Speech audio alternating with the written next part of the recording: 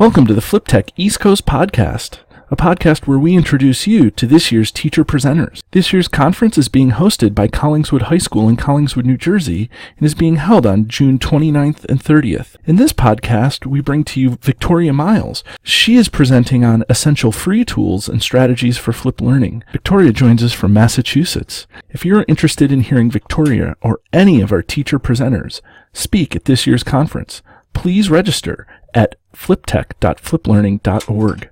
Again, that's fliptech.fliplearning.org. And we pick it up now with Vicki. Hey everybody, welcome back to another episode of the FlipTech East Coast Podcast. And today we have Vicki Miles, who happens to be a teacher from Massachusetts. And Vicki, how are you today? I'm doing just fine, Dave. How's it going with you? Oh, it's great. So Vicki, for the conference goers in the audience, tell us a little bit about yourself. What do you teach? What do what's your story? Well, I'm a longtime teacher. I've been teaching for 23 years. I was 16 years at the middle school level, and now I am at the high school. I'm a math department chair and an algebra teacher. Okay. That's how I got into teaching, and then how I got into flip learning. That was about 4 years ago. I was at a conference. I was kind of new to the high school level, and I was in a situation where we're in a block schedule, and I was finding it challenging to kind of teach a whole year's worth of content in half a year. And so I thought about this flipped learning as a way to increase instructional time, if you will, because I was having the kids do the notes at home instead of in class notes. So that's right. How my journey with flipped learning began. Okay. So you've been flipping for about 4 years or so. Is that what you said? That is what I said, yes. Yeah, wow, that's awesome. Yeah. That's about how long I've been doing it too. So we have something in common already. So I guess one of my questions is that is this your first conference that you've presented at, or are you kind of, have you made the rounds on the conference circuit? I have to tell you, one of my greatest joys of being a teacher is attending and presenting at conferences. Networking with other colleagues it completely energizes me. I learn so much, and I have to tell you, without the PD that I've attended, I would never be where I am right now. So no, this is not my first conference. Okay. That's interesting because almost everybody that I've talked to on these interviews, and I've done a bunch at this point, says that, going to conferences, it's really amazing. Like it's fine to do things over the internet and these sorts of things, but when you're one-on-one and you go to conferences and you meet up with people, like that's when people get really energized to do it. So that's really good to hear. So what makes you want to keep presenting at all these things? I guess other than being energized, like what drives you? So I always want to share what is working and what I'm noticing is helping my teaching and helping my students learn. And that is always what prompts me to fill out a conference proposal form. And then learning more is what prompts me to attend a conference. That's awesome. That's awesome. Well, hopefully you'll be able to learn a lot and present a lot here. We'll get lots of opportunity at FlipTech this year. Well, let's talk a little bit about the nuts and bolts of your presentation. You're going to present on a topic, essential free tools and strategies for flipped learning. So tell the audience what that's going to be all about. Okay. My district does not pay for a lot of platforms. So anything that I've tried, I try to find things that are great, that are useful, and that are free. That's a teacher's favorite four-letter word, free, yeah. Right?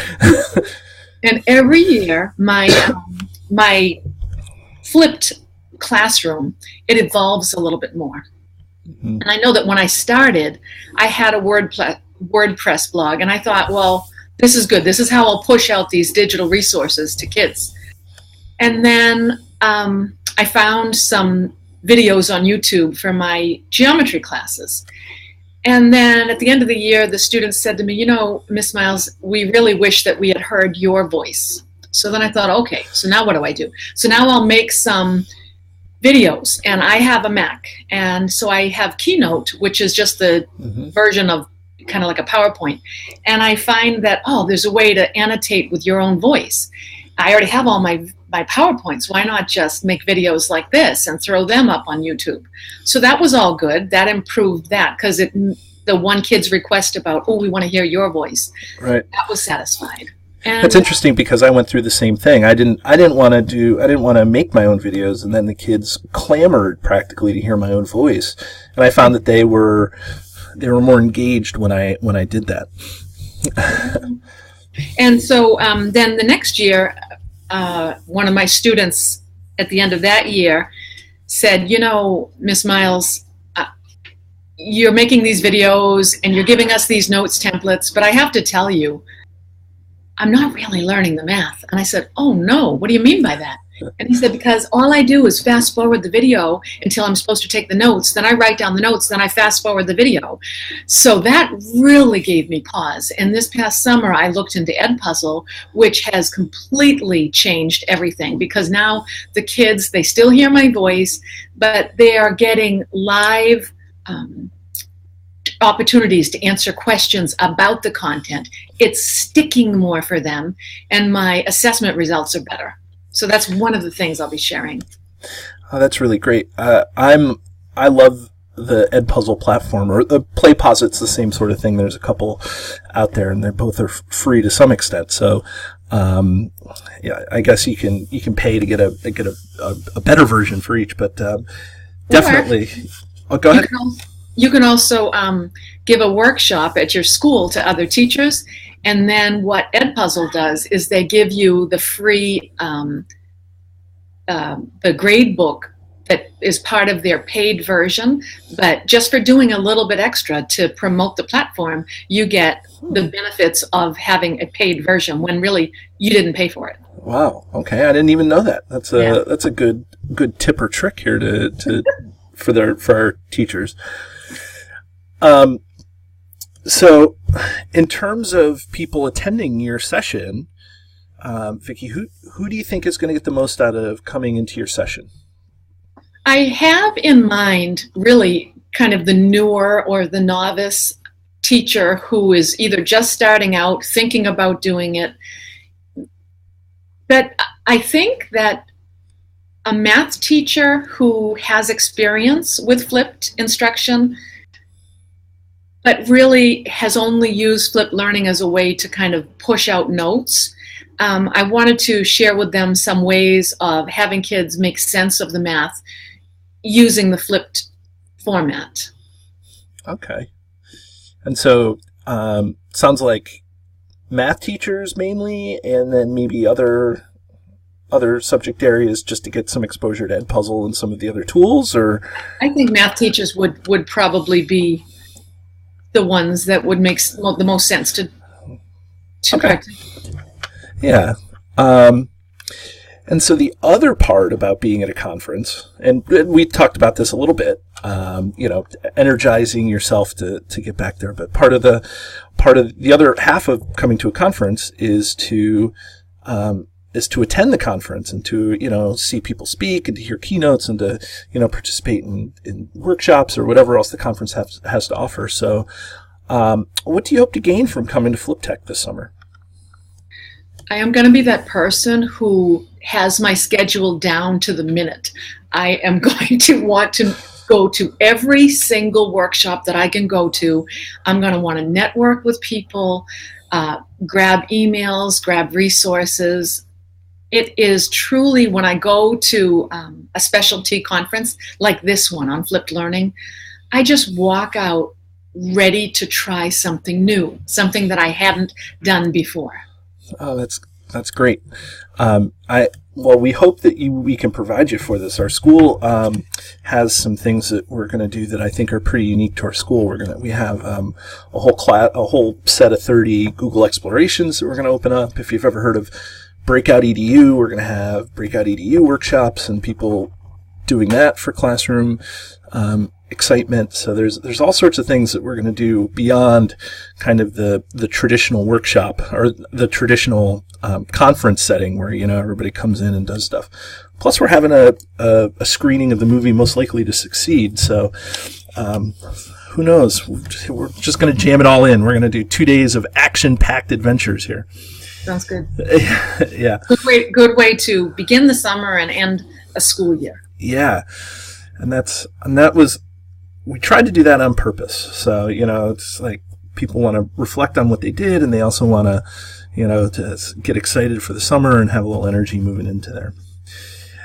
So I've done a bunch of these interviews, and I always want to ask people one question that is not on the list of questions that I had sent. So, Vicki, do you mind if I ask you a question that's not on the list of questions? Go for it. Okay.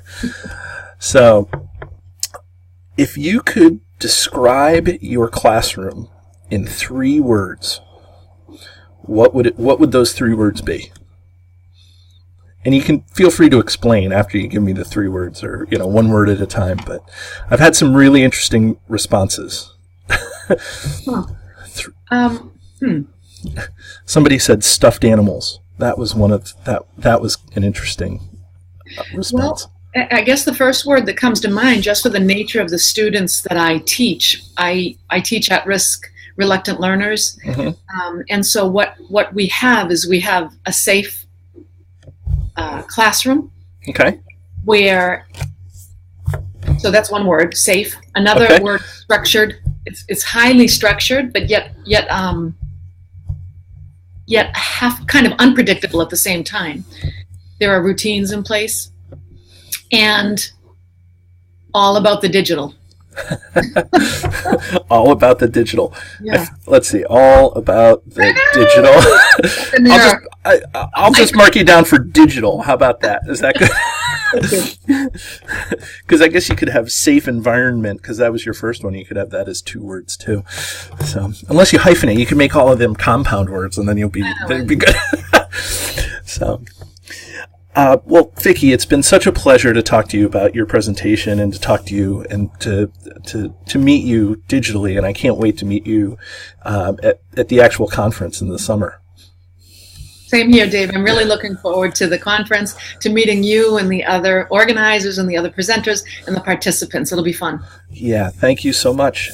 And that is our interview with Vicki Miles, who will be presenting at FlipTech East Coast about essential free tools and strategies for flip learning.